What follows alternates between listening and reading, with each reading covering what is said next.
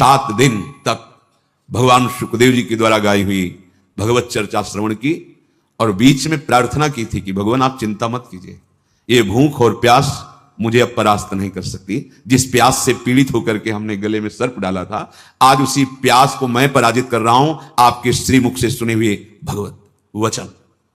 विचार करो, इतने बड़ा श्राप सुनने के बाद उनके हृदय में कोई शोक नहीं, शांत हृदय, 7 दिन कुछ खा पी नहीं रहे, शांत हृदय।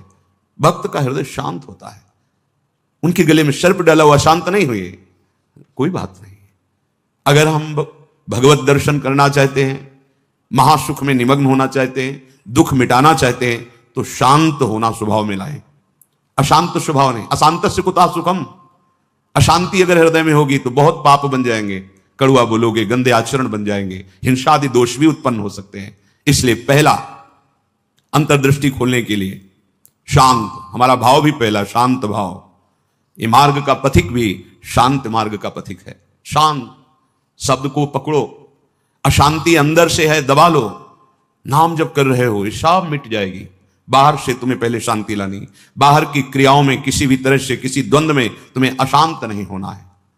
वो तभी हो सकता है जब आप लक्ष्य बना लियो भगवत प्राप्ति, तभी सह सकते हो, कोई बात नहीं। भगवान इसकी बुद्धि में बैठ करके हमारे को सहनशीलता सिखा रहे हैं, इसीलिए निंदा कर रहा है, अपमान कर रहा है, अवहेलना कर रहा है, भगवान के द्वारा प्रेरित है या कोई कर्म हमारा क्षय हो रहा है। शांत। दूसरा है, आराध्य देव के भजन के सिवा कोई भी एक क्षण व्यर्थ न जाने पावे। अव्यर्थ कालत्वम, कबहू काल वृथा नहीं जाए। सेवक जी महाराज पकड़ो, अंतर्दृष्टि प्राप्त महापुरुष ही जीवन मुक्त कहा जाता है। पकड़ो, कोई भी क्षण भजन के बिना ना जाए। शरीर से सेवा हो रही और अंदर ही अंदर नाम जब चल रहा है, प्रभु की लीला रस से भरे हुए पद गुनगुना रहे। कितना सहज सरल भगवदानंद प्रदान करने का हमें साधन मिल गया गुरु कृपा से। सेवक शरण सदा रहे, अनत नहीं विश्राम। कह वाणी हरिवंश की, कह हरिवंश ही नाम। या तो नाम मंत्र चल रहा है और या वाणी जी गुनगुना रहे हैं। एक क्षण भी न जाए। देखो, प्रयास करो, गुरु कृपा बल में ऐसी सामर्थ्य, अहंकार में नहीं। एक क्षण भी भजन के बिना ना जाए, अंतर्दृष्टि तभी खुलेगी। तीसरा, ये विश्वास कर लो, संसार के किसी भी भोग में सुख नहीं है। कभी तुम्हें तृप्ति नहीं मिल सकती, क्योंकि है ही नहीं। ये भूत के लड्डू हैं, चाहे जितना खा लो पेट नहीं भरेगा, और ना खाओ तो ललचाते रहो। इसलिए तुम्हारा ललचाना ना हो, नाम जप करो। ये विश्वास करो महापुरुषों के वचनों से, भोगों में सुख नहीं है। कितना भोगोगे? महाराज ययाति ने अपने शरीर से तो यौवन अवस्था का भोग किया ही, अपने पुत्र की यौवन अवस्था लेकर फिर भी तृप्ति नहीं हुई। तब उन्होंने कहा, संपूर्ण संसार के ये सब भोग भगवत विमुख व्यक्ति एक को दे दिए जाएं तो भी वो तृप्त नहीं हो सकता, क्योंकि नहीं है। कल किसी ने प्रश्न किया था, ऐसा ऐसा हमने सैकड़ों ऐसा ऐसा सब किया, तो हमने कहा ईमानदारी से बताना, वृंदावन में बैठे हो, क्या तुम्हारी तृप्ति हुई? क्या सुख हुआ? तो चिल्ला के रो के बोला, नहीं, नहीं होगी। विनिश्चितम बदामि तेन अन्यथा वचांस। गोस्वामी जी के, मैं झूठ नहीं बोल रहा, सत्य कह रहा हूं। हरिम भजन्ति, बिना भजन के तुम्हारे इंद्रियां, तुम्हारा मन, तुम्हारा हृदय शीतल हो ही नहीं सकता, विश्राम पा ही नहीं सकता। ये जलाती रहेंगी कामनाएं, तृष्णा, वासनाएं। इसलिए पहले समझ लो, गुरुजनों के वचन मान लेने से निकल जाओगे। अगर अनुभव करने की चले भोग राज्य में, तो आज तक कोई ऐसा नहीं हुआ कि स्वयं लौट पाया हो। हमारी आपकी तो बात जाने दो, बड़े बड़े महापुरुषों में। एक उदाहरण, आद्य गुरु भगवान शंकराचार्य जी नवीन किशोर अवस्था में ही पूरे विश्व को अपने प्रकांड ज्ञान के द्वारा प्राप्त कर दिया। जब तीर्थराज प्रयाग पहुंचे, पूरे सन्यासियों का साथ में दल होता, मंडली होती, आगे भगवान शंकर साक्षात शंकराचार्यम, शंकरम शंकराचार्यम, ज्ञान का विशुद्ध स्वरूप, तेजों में दृष्टि पड़ते ही चरणों में झुक जाए, ऐसा तेज। मंडन मिश्र नाम के एक बड़े विद्वान थे। भगवान शंकराचार्य जी ने उनसे कहा, सत्य को स्वीकार करो या तर्क। उन्होंने तर्क स्वीकार किया, पर ज्ञान समुद्र भगवान शंकर से कौन जीत सकता है, परास्त कर दिया। उनकी पत्नी बहुत विवेकवान बुद्धिमान थी, आई और प्रणाम किया और कहा, प्रभु आप संपूर्ण विजय अभी नहीं प्राप्त किए, अर्धांग तो अभी बचा हुआ मैं भी हूं, मेरे प्रश्न का उत्तर दे दो, तब हम दोनों परास्त माने जाएंगे। अभी तो आधे अंग को परास्त किया, आधा मैं हूं। बात सत्य है। बोलो, रति में स्त्री को सुख मिलता है या पुरुष को प्रधान सुख? अधिक सुख किसको मिलता है? बहुत प्रवीण थी, जानती थी, बाल योगी है, अनुभव शून्य। अगर ये कुछ बोलते हैं तो आपका अनुभव है ऐसा? क्योंकि सत्य विषय का तो अनुभव है, असत चेष्टाएं तो की ही नहीं, तो कैसे इनको अनुभव होगा? तो चुप हो जाएंगे। पूछा, मुस्कुरा दिए भगवान शंकराचार्य, समय चाहिए इसके लिए। हाँ देती हूं। एकांत हुए अपने सब संतों को लेकर और गुफा में कहा कि मैं शरीर छोड़ रहा हूं, ये सन्यासी शरीर है। महायोगी थे, मैं इसका अनुभव करके उसको बताऊंगा। आप हमारे शरीर को गुप्त रखना और ऐसी ऐसी पद्धति से सुरक्षित रखना, प्रकाशित ना होने पावे कि यह शरीर यहां है। ध्यान के द्वारा देखा कि एक राजा का शरीर छूटा है, अपना शरीर छोड़ा और वहां सौ रख करके विलाप हो रहा था। अचानक हरकत आ गई शरीर में, प्रवेश कर गए आदि गुरु भगवान शंकराचार्य। इसके पहले अपने शिष्यों को बता गए थे, मैं वहां उस शरीर में प्रवेश कर रहा हूं और भगवान हरि की माया बड़ी प्रचंड है, कहीं ऐसा ना हो कि उस वैभव सुख में राजी हो जाएं। तो एक मोह मुद्गल स्तोत्र की रचना करके दे दी थी, ये आके सभा में सुनाना तो ये सब ठीक हो जाएगा। आदि गुरु भगवान शंकराचार्य ज्ञान समुद्र, वो कह रहे हैं कि कहीं ऐसे वैभव में, राज वैभव में बुद्धि राजी ना हो जाए, इसलिए मोह मुद्गल स्तोत्र, भज गोविंदम भज गोविंदम गोविंदम भज मूढ़मते, पूरा स्तोत्र है, ये सुनाना के राज दरबार में। जो ही हरकत हुई शरीर में, तो आप तो महान खुशी। महायोगी, लौकिक चेष्टाओं का बिल्कुल ज्ञान नहीं। रानी बहुत बुद्धिमान थी, समझ गई कि राजा तो पधार गए हैं, इनके शरीर में किसी योगी का आवेश हुआ है। कोई योगी तो क्या, हमारे राजा ही तो है ना। उसने गुप्तचरों को आदेश किया, कहीं भी किसी योगी का शरीर दिखाई दे तो उसको तत्काल नष्ट कर दिया जाए। पहले ही भगवान शंकराचार्य जी ने गुप्त रख लिया था, बता दिया था सुरक्षित रखना। सारी चेष्टाएं उनको सिखाई रानी ने। वास्तविक काफी समय हो गया, शिष्य इंतजार करते रहे, भगवान शंकराचार्य जी वापस ही नहीं हुए। ये मोह मुद्गल स्तोत्र जाके कहा तो बस गा करके वो बाहर निकले। भगवान शंकराचार्य जी अंतर्धान, तो राजा का शरीर फिर ऐसे वाके फिर बताए। तो भोगों में और योग में दोनों के अनुभव करके बड़े बड़े महापुरुषों ने देखा, केवल भ्रम, कहीं कोई सुख नहीं। हम महापुरुषों के वचनों को माने, अनुभव करने के लिए ना चले। अनुभव करने के लिए जब गए तो आदि गुरु भगवान शंकराचार्य भी अपने शिष्यों को मोह मुद्गल प्रहार करके मोह का नाश करना, क्योंकि उस शरीर में जाने पर हो सकता है मोह बद्ध कर, ये भगवान की प्रचंड माया है। तो गुरु वचनों को मान लो, शास्त्र वचनों को मान लो, अनुभव करने गए तो फिर फंस जाओगे। वो तो समर्थ भगवान है, लीला करके दिखा रहे हैं। अपने इतनी सामर्थ्य नहीं कि भोगों का अनुभव करके फिर उनका त्याग करके भगवत मार्ग में चले। जब भगवान शिव मोहिनी रूप को हृदय से लगाया, फिर आवेश हटा माया का, तब भगवान हरि ने कहा कि प्रभु केवल आप ही हैं कि मेरी माया का आकर्षण, फिर अपने स्वरूप में स्थित हो गए। दूसरा इस सृष्टि में नहीं है, सृष्टि में नहीं। ऐसी प्रचंड माया भगवान की है। इसलिए पूज्य राधा बाबा कह रहे हैं, उपासक तीसरा नंबर है, समस्त भोगों में कोई सुख नहीं है, ये मान लो।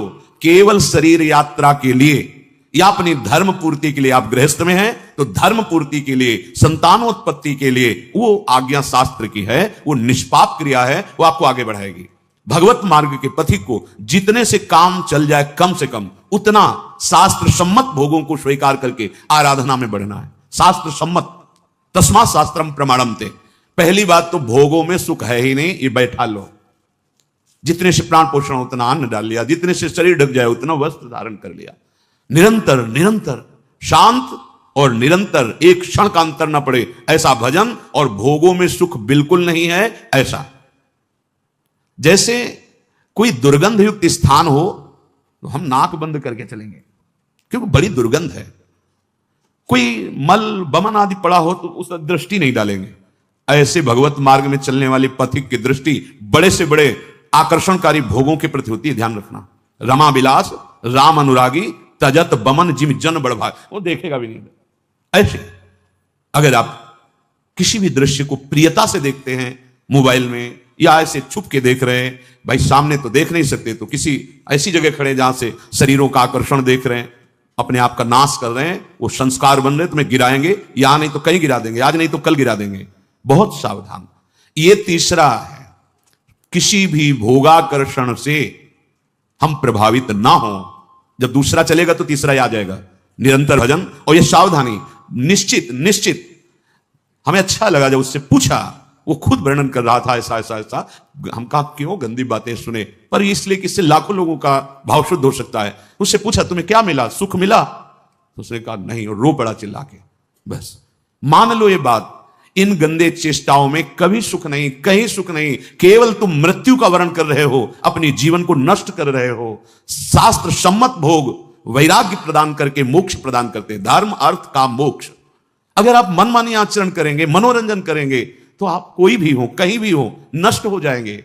ये संत महापुरुष जन, इनकी वाणी एक जैसे मां दुलार करके डांटती है, ऐसे अनंत दुलार लेकर आपसे कह रहे हैं। आपकी निंदा करना उद्देश्य थोड़ी है, आपको अवगुणी साबित करना उद्देश्य नहीं, आपके हृदय को चोट पहुंचाना उद्देश्य नहीं, पर आपके हृदय को महान बनाना और दुर्गुणों से, दुर्विचारों से, दुष्कर्मों से मुक्त करा के महासुख में निमग्न करना, इस संतों की वाणी का पावर है, ये उसकी सामर्थ्य है। आप उसे कटु वचन ना माने, उपहास या अवहेलना ना माने। जैसे हम चाहे जो रोग हो डॉक्टर के सामने पेश करते हैं, ऐसे ही बड़ी कृपा है उनके ऊपर जो अपने अवगुणों को अवगुण मान रहे हैं और उनसे दूर होना चाहते हैं। ये कोई आश्चर्य में बात नहीं, क्योंकि भगवती माया बहुत बलवती है। भगवत विमुख कुछ भी करा सकती माया। जो भगवान नाम जापक वहां होश में रहती माया, क्योंकि वो स्वामी का नाम जप कर रहा है और प्रभु की शरण में है। अगर उपासक के हृदय में भोगों से घृणा नहीं आई है तो अभी उपासना का रंग नहीं, नाम जप नहीं चल रहा पक्का। हृदय की बात कहता हूं, आप देखो, एक दिन चला के नाम देखो 24 घंटे, जलन पैदा हो जाएगी। अगर कोई आपसे बात करना चाहेगा, कुछ देखना, कुछ सुनना, कुछ बोलना, ये जहर लगने लगेगा आपको। देखो तो करके। अब आप मनोरंजन में लगे हो, किसी तरह समय कट रहा है, खाया पिया, मौज मस्ती, ये जीवन ऐसे व्यतीत करने लायक नहीं। बड़ा दिव्य जीवन है।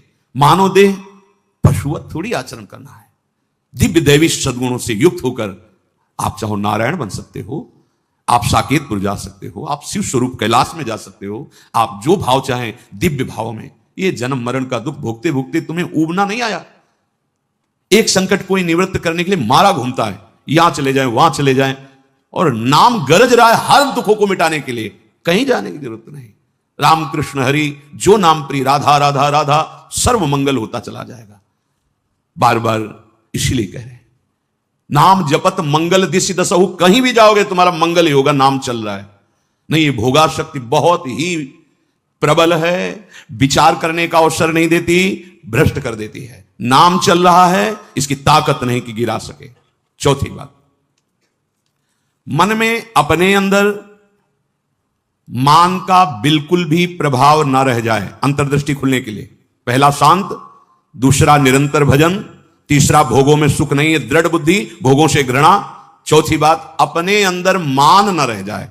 अगर मान है तो परम पद में आरूढ़ होने के लिए सबसे पहला त्याग इसी का किया गया है। निर्मान मोहा जित संग दोषा, पहले मान रहित, सबहि मान प्रद आप अमानी।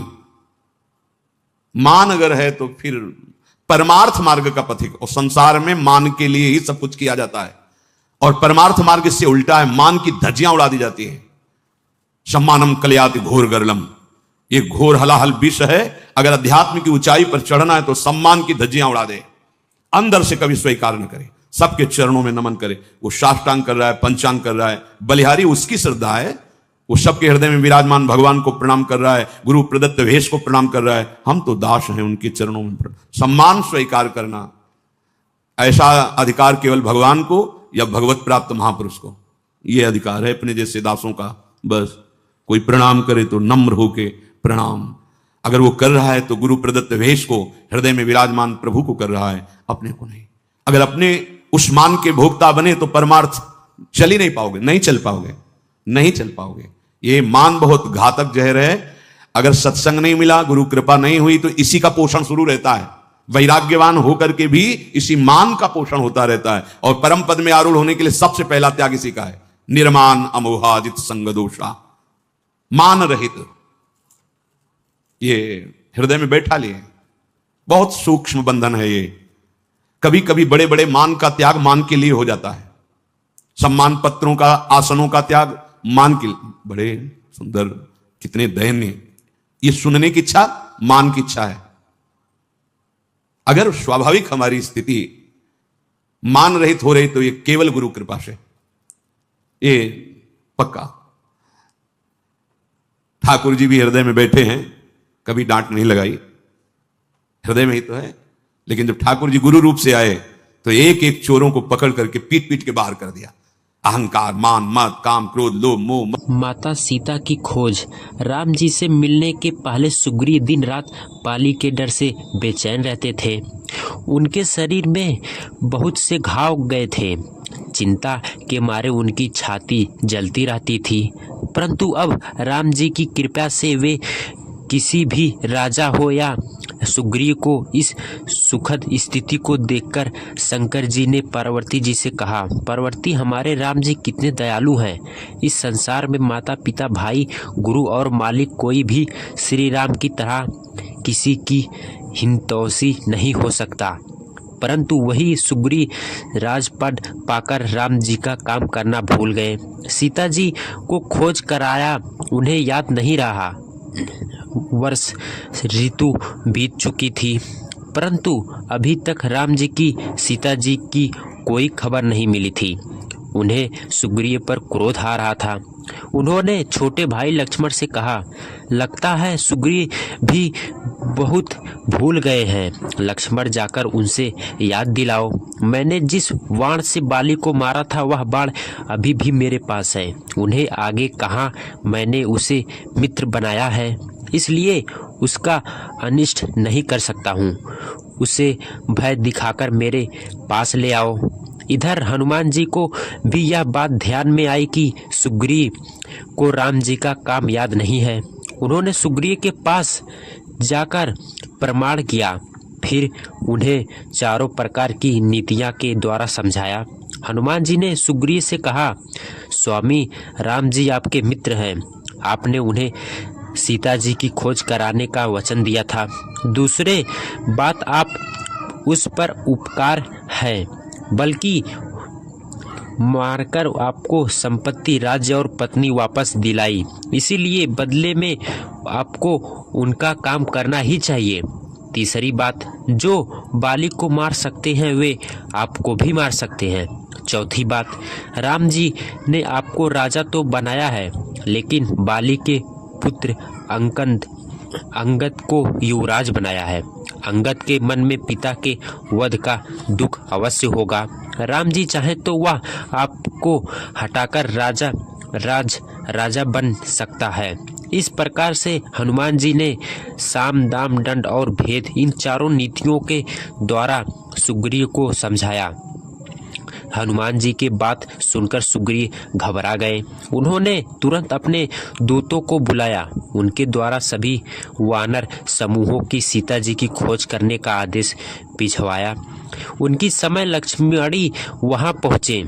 बहुत आदत ही वे जोर से बोले, मैं अभी इस नगर को जलाकर राख कर दूंगा। लक्ष्मण को गुस्सा देखकर सभी वानर इधर उधर भागने लगे।